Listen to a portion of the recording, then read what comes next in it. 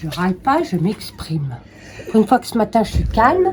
Allez-y, c'est dans la boîte.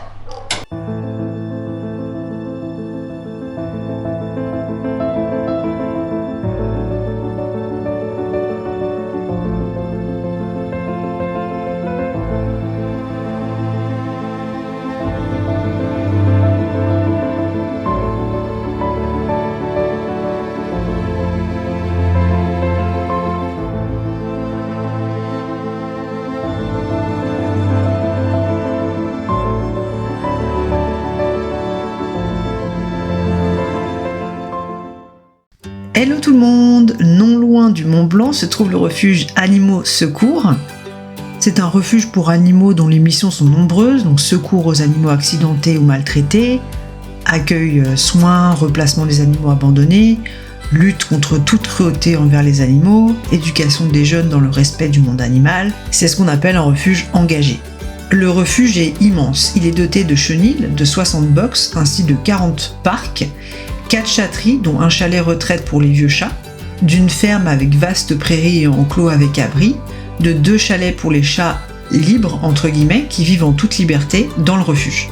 Une infirmerie est à disposition ainsi que 2 quarantaines pour accueillir les chats qui potentiellement pourraient être porteurs de maladies et une fourrière pour accueillir les chiens trouvés en transition afin d'être récupérés par leurs humains ou potentiellement d'intégrer les parcs si personne ne les réclame.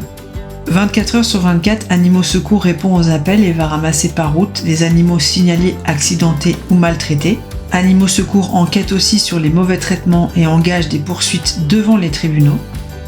Et il existe aussi des hébergements gratuits pour les animaux de personnes âgées et ou démunies ou hospitalisées. La journée commence chez Animaux Secours et le briefing du matin est important dans un refuge. C'est une réunion quotidienne entre les salariés et le chef animalier. Son objectif est de partager toutes les informations pertinentes sur les événements de la veille afin de mieux s'organiser dans la journée en cours. Pendant le briefing, les salariés peuvent être informés des arrivées d'animaux au refuge, des soins prodigués par les vétérinaires à l'infirmerie, ainsi que toute autre organisation nécessaire. Ces informations sont transmises à l'équipe de la veille pour assurer une continuité dans la prise en charge des animaux.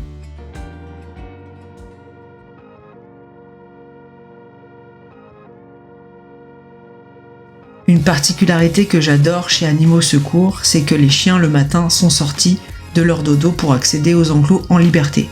Chaque point et chaque virage du refuge est sécurisé par un agent ou un bénévole, ce qui permet aux chiens d'accéder à leur parc à fond les ballons, complètement lâchés. Je vous laisse admirer.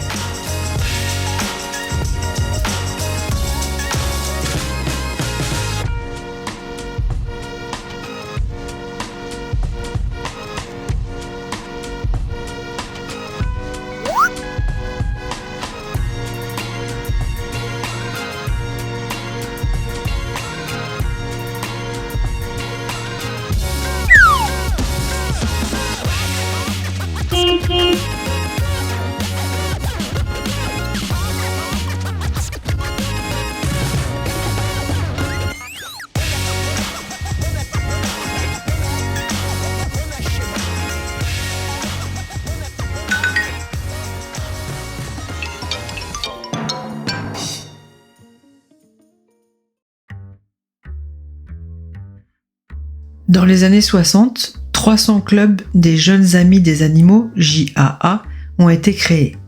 À cette époque, Janine Vogler a fondé son club avant de créer le Refuge de l'Espoir.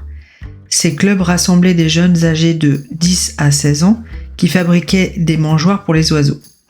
Animaux Secours a voulu recréer ce club au sein du refuge en organisant plusieurs rencontres par mois où les jeunes aident à nettoyer les enclos. Je m'appelle Sandrine. Je suis revenue recréer le club des JA, c'est les jeunes amis des animaux. Ce club a été créé par Janine Vogler dans les années 60.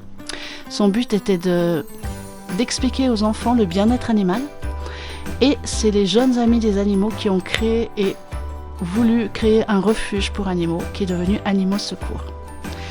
Il s'est arrêté dans les années 80 parce qu'il n'y avait plus personne qui s'en occupait. Et depuis 4 ans, les jeunes amis des animaux, nouvelle génération, est arrivée. Et nous avons environ 80 jeunes qui viennent régulièrement aider aux soins, au nettoyage, câliner les animaux, sortir les chiens, etc. Tout ce que les animaliers font, ça leur permet aussi de voir le travail qui est important par les animaliers et leur quotidien. 2 fois par semaine, les jeunes amis des animaux sont accueillis à Animaux Secours et guidés par Sandrine au refuge de l'Espoir.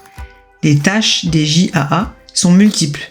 Nettoyer les enclos des chiens pendant la nuit, entretenir les parcs des animaux de la ferme, nourrir les animaux, s'occuper des chats sauvages, nettoyer les cages des lapins, assurer la baignade des chiens lorsqu'il fait très chaud et bien sûr, apporter des câlins aux animaux. Le club des JAA est une partie essentielle d'Animaux Secours. Ces adolescents, avec leurs énergies débordantes et leurs idéaux, participent activement aux tâches du refuge. Ils nettoient les enclos et promènent les chiens, tout comme les bénévoles adultes et l'équipe de salariés. Si l'écologie commence dès le plus jeune âge, le respect des animaux doit également être inculqué pendant l'enfance et l'adolescence. J'ai pu interviewer plusieurs salariés aussi passionnés les uns que les autres dans différents domaines spécifiques. Et nous allons commencer par Laurine, qui travaille au refuge depuis plusieurs années en tant qu'agent animalier. Ses missions au refuge ont été multiples et elle va nous expliquer le rôle du refuge sur plusieurs actions, comme les captures de chats errants qui se font à l'extérieur du refuge lorsqu'il y a un signalement de personnes, et va nous sensibiliser sur les abandons de chats et de chiens qu'elle a pu observer depuis qu'elle est au refuge et depuis plusieurs années. Alors, les captures de chats se font généralement par demande de personnes ou par des arrêtés municipaux avec les communes. Donc on va après sur les lieux, on met les captures. Les gens nous aident généralement en disant on a un chat de prix. Après on fait tout ce qui est stérilisation, on les tatoue d'un S et puis on les relâche sur le lieu de la capture. Et est-ce que tu as constaté des abus de capture de chats et tu peux nous en parler ou pas? Oui, des abus oui, parce que les gens des fois disent c'est pas notre chat mais on pense largement que c'est le leur. Ou alors souvent les fermiers qui prennent des chats et qui les laissent se reproduire énormément. C'est surtout ce genre d'abus-là, beaucoup. Sinon non, pas sans plus. On nous emmène beaucoup de chatons, des bébés, parce que les gens pensent souvent des mamans sauvages, souvent des sauvages, qui pensent que faut prendre les chatons, nous les emmener parce qu'ils vont mourir. Sauf que certains chatons sont beaucoup trop petits et il faudrait les laisser avec la maman pour qu'au moins ils atteignent les 2 mois et après oui, si les gens veulent nous les emmener, il n'y a pas de problème. Donc c'est à 2 mois qu'il faut les emmener. Ouais. Quand ils sont plus petits, non. Voilà, non, c'est trop compliqué. Ils peuvent avoir des maladies ou ils ont encore besoin de la maman pour avoir le lait, pour bien se développer, tout ça. Il faut attendre 2 mois. Ok. Est-ce qu'il y a des abus avec des choses que tu as constatées en refuge depuis que tu travailles ici, en termes d'abandon peut-être? Les abandons du style... parce qu'il y a eu un abandon qui m'avait fait mal au cœur, c'est qu'ils avaient pris un bébé Akita américain et les gens n'ont pas su le gérer parce qu'il avait trop grandi, il faisait 80 kilos et ils pensaient qu'il allait faire 10 kilos le machin, on pensait qu'il allait jamais grandir et ça m'avait fait un peu foutu les boules pour ce pauvre chien. Et oui, en effet, des abus, il y en a beaucoup. Julie, responsable animalière du refuge, nous explique son point de vue et sur les axes de progression que nous pouvons tous faire et mettre en place pour limiter ce fléau. Je m'appelle Julie, ça fait 2 ans et demi que je travaille au refuge de l'Espoir à Arta. Je m'occupe principalement des chiens, qui y a de plus en plus. Au niveau des abandons, ça ne se calme pas du tout. On voit l'irresponsabilité des gens qui continuent à en prendre encore sur le bon coin ou à en prendre à des amis et qui ne savent pas du tout gérer parce qu'ils n'ont pas du tout le passé du chien, donc qui se retrouvent finalement dans un refuge. Donc ça fait 2 ans et demi que je suis là, ça fait 2 ans et demi qu'on est plus que saturé. Beaucoup de chiens en plus ne sont pas identifiés alors que la loi l'oblige. Donc que ce soit des abandons ou des chiens trouvés que les gens ne réclament pas, ça fait des chiens qui restent au refuge. Il y a aussi beaucoup plus de chiens compliqués comme les staffs qui sont des chiens de catégorie, donc beaucoup plus durs à placer, surtout qu'on ne connaît pas leur passé. Donc on ne les passe pas non plus avec des familles, avec des enfants, ou type de chiens malinois qui ont besoin quand même d'un maître qui connaît un minimum la race, parce que c'est des chiens qu'on travaille beaucoup mentalement et qui sont adoptés par des familles, c'est pas un chien de famille, et qui se laisse déborder, et le chien ne travaillant pas psychologiquement et pas assez physiquement, vrillent et nous les laissent aussi au refuge. Donc ça va qu'on a la chance d'avoir des policiers qui viennent les tester et nous les prendre, mais malheureusement ils ne peuvent pas tous les prendre non plus. Donc nous débordons effectivement de tout ce type de chiens. Les chiens faciles, ils partent très rapidement, mais on en a peu aussi, comme les petits chiens. Les abandons sont pas évidentes non plus, parce qu'il n'y a pas vraiment... la majorité, c'est pas des raisons valables, il y en a, oui. Mais la majorité, non, c'est une irresponsabilité. C'est le chien objet, le chien meuble, le chien palliatif, le chien pansement, mais c'est pas le chien le chien de famille. Et ça, c'est encore un gros problème encore dans tous ceux qui adoptent, qui se rendent pas compte que c'est quand même un être vivant et qui doit être considéré comme tel. Même s'il existe encore de nombreux abandons et qu'il est difficile de responsabiliser les personnes, de merveilleux coups de cœur peuvent se réaliser dans le refuge de l'espoir. Ici, Céline nous explique la rencontre avec Teddy, un jeune chien saisi par le refuge pour mauvais traitement. Bonjour, je m'appelle Céline, donc moi je viens du Nord-Isère. Nous avons découvert Teddy grâce au site il y a quelques jours. Nous venons de perdre un de nos toutous qui était adopté à la SPA de Montluçon dans le 03. Et puis on s'est dit, quitte à sauver un toutou, autant en prendre un qui ne sera jamais regardé, qui n'aura jamais sa chance. C'est un peu notre spécialité. Donc voilà, Teddy nous a beaucoup plu, c'est vrai, le physique sympathique, un peu de notre chienne épagnole. Donc on s'est lancé dans l'aventure, et puis tout match, son profil, notre profil, pour nous c'est tout ok, c'est dans la boîte.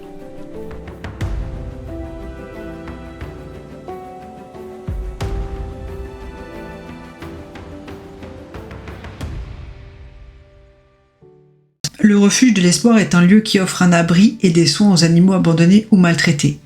Doté d'une clinique vétérinaire, il bénéficie de l'expertise de 3 vétérinaires qui se relient tout au long de la semaine pour assurer la santé et le bien-être des animaux.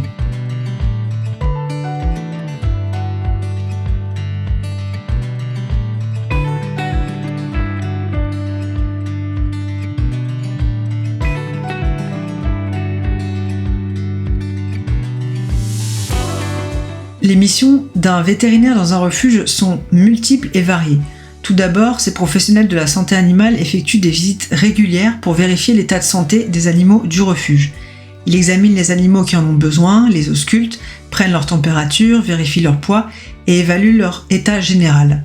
Ces visites permettent de détecter rapidement d'éventuelles maladies ou infections et de mettre en place le traitement nécessaire. En plus des visites de contrôle, les vétérinaires du refuge effectuent des interventions chirurgicales telles que la castration et la stérilisation.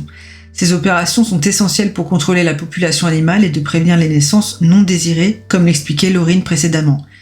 La stérilisation permet également de réduire les risques de certaines maladies comme les tumeurs mammaires chez les femelles. Mais les vétérinaires du refuge sont également responsables des soins réguliers des animaux non identifiés. Ils veillent à ce que chaque animal reçoive les traitements nécessaires pour prévenir les parasites tels que les puces, les tiques et les vers. Ils administrent également des soins oculaires en cas d'infection ou d'irritation. Ces soins permettent aux animaux de rester en bonne santé et d'augmenter leurs chances d'adoption.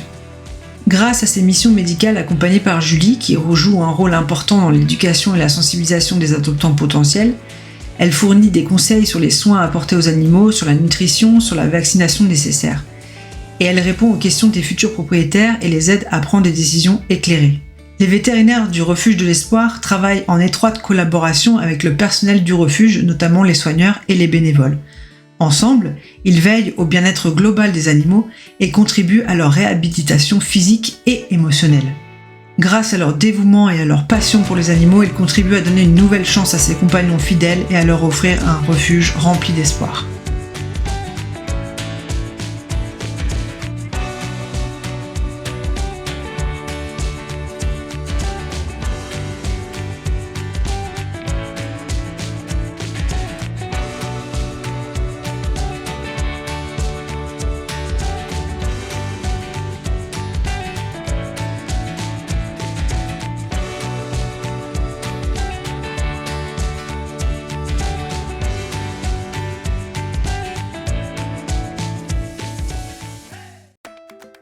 Maintenant, je vais vous présenter Flo, un agent animalier du refuge de l'espoir qui est d'une importance capitale pour le bien-être des chiens.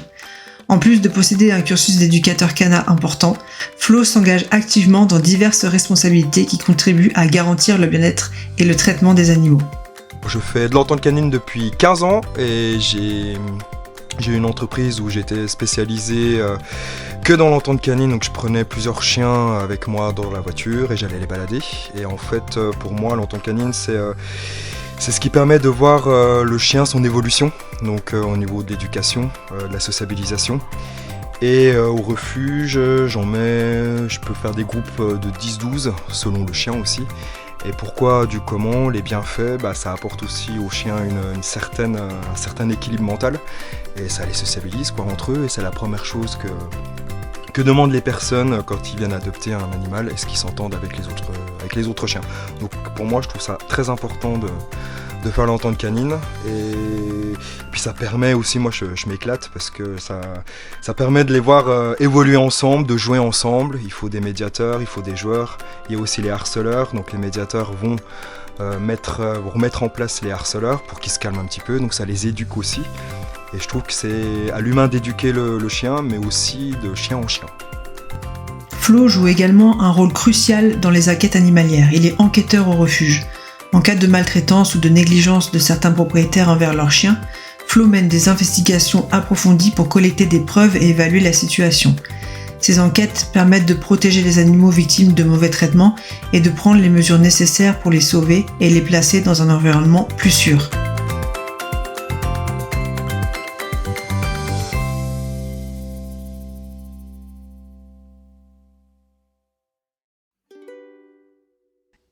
Le rôle de Flo, Julie, Sandrine, le directeur du refuge Laurent ainsi que les vétérinaires sont primordiaux au refuge. Mais il existe encore de nombreux corps de métier qui sont utiles. Au refuge de l'Espoir, chaque corps de métier joue un rôle essentiel dans le bien-être des animaux. Les bénévoles et les agents animaliers sont des acteurs indispensables qui accomplissent un travail extraordinaire au quotidien.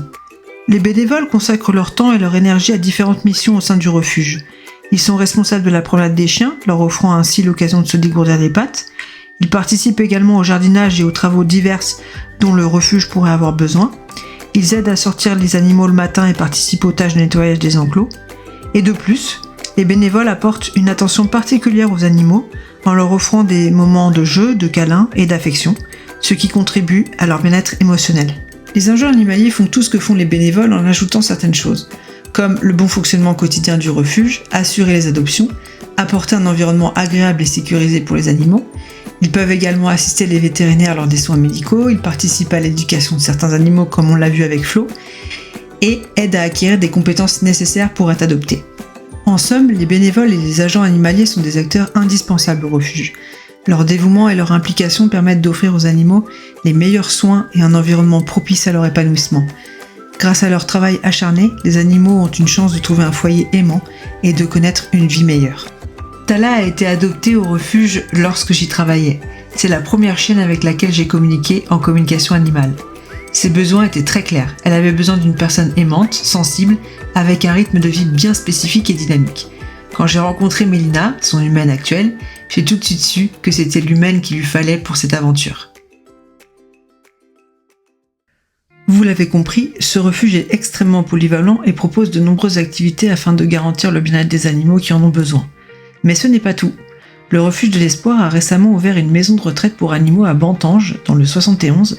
Cette maison, qui fait partie intégrante du refuge de l'Espoir, offre aux chiens, chats et animaux de la ferme un véritable lieu de vie et de fin de vie, loin du stress d'un refuge. Elle leur évite d'intégrer le triste rang des laissés pour compte. Animaux Secours propose une action forte et novatrice pour offrir une véritable place aux animaux qui n'auraient pas la chance de trouver une famille d'accueil. Des bénévoles viennent prêter main forte aux salariés, ainsi que le groupe des jeunes amis des animaux, les JAA, qui peuvent passer quelques jours de vacances scolaires sur place, encadrés par Sandrine. Quentin fait justement partie des agents animaliers qui s'occupent principalement de cette maison de réhabilitation à Bantange. Je vous laisse écouter son parcours et ses motivations au quotidien. Bonjour, moi c'est Quentin. Et après 6 années à travailler pour Animaux Secours, le refuge de l'Espoir, j'ai décidé de partir pour une nouvelle aventure à Bantange, à l'Espoir Continu, la deuxième structure d'Animaux Secours, qui est une structure maison de retraite et maison de rééducation pour chiens. principalement. J'ai décidé de partir pour cette nouvelle aventure pour essayer de réhabiliter plus de chiens par manque de temps en refuge, parce que quand on a 50 chiens à s'occuper, on peut pas faire du cas par cas. Donc là, le but est de prendre un petit groupe de chiens, un maximum de 20 chiens, et de les remettre dans le droit chemin, entre guillemets, pour les remettre à l'adoption par la suite.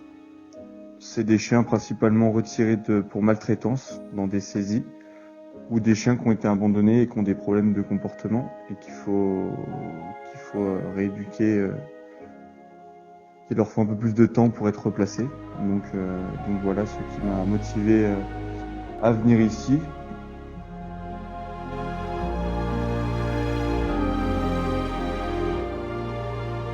Il était important pour moi de mettre en lumière ce refuge dans lequel j'ai travaillé afin de les remercier pour leur dévouement et de permettre à un plus grand nombre de personnes de reconnaître leur travail. Ainsi, je remercie toute l'équipe et tous ces animaux qui m'ont donné la force nécessaire pour vivre cette expérience.